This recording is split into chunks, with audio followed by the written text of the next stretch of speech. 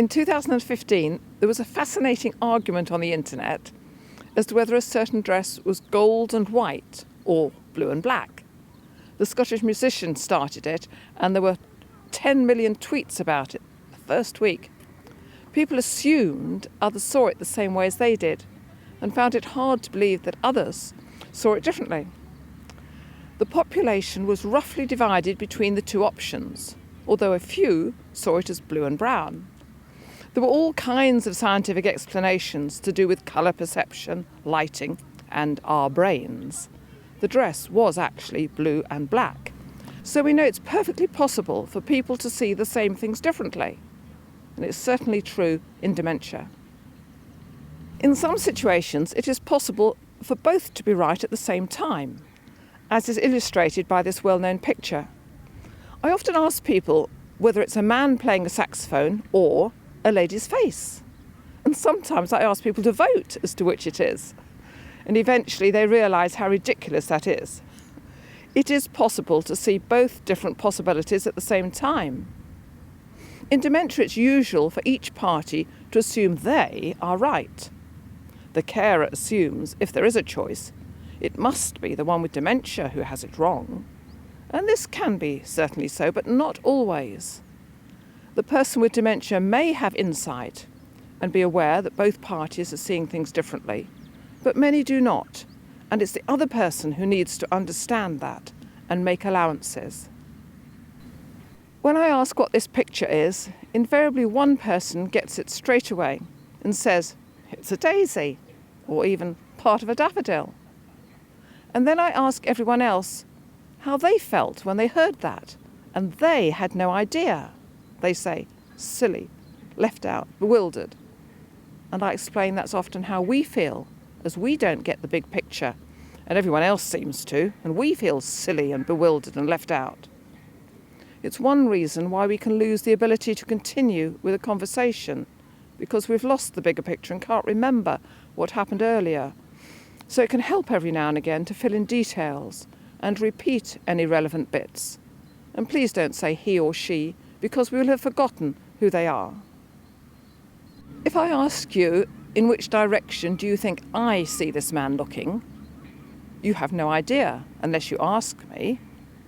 But many assume that I see him looking the same way as they do, particularly if they haven't realised he can look in two different directions without moving his head.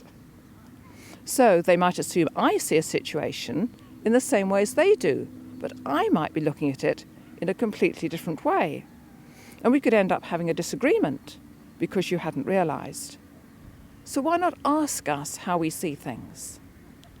This can be important when discussing end-of-life matters and what we would like in future care, even what we'd like to take with us when we move to residential care or get admitted to hospital.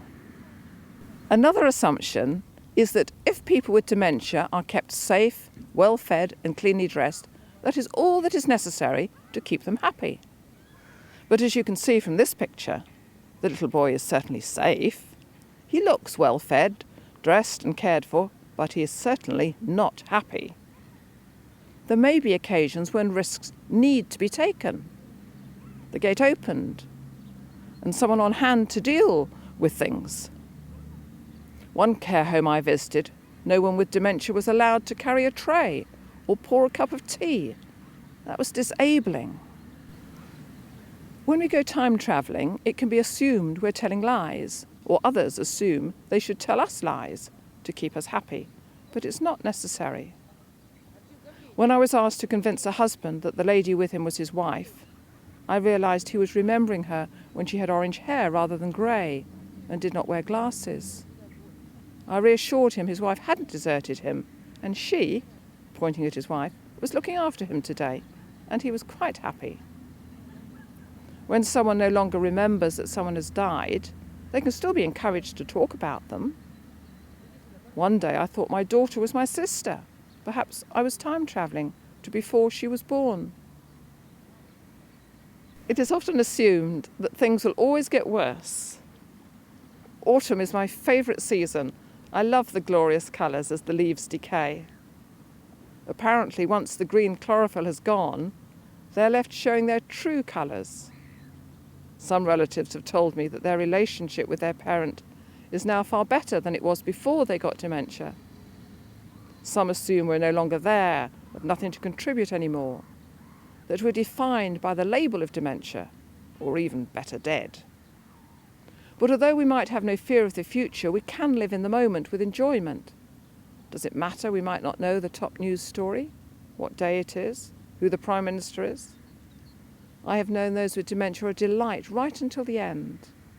There are others who are angry and complain, but often it's because they're frightened and they need to be loved and accepted too.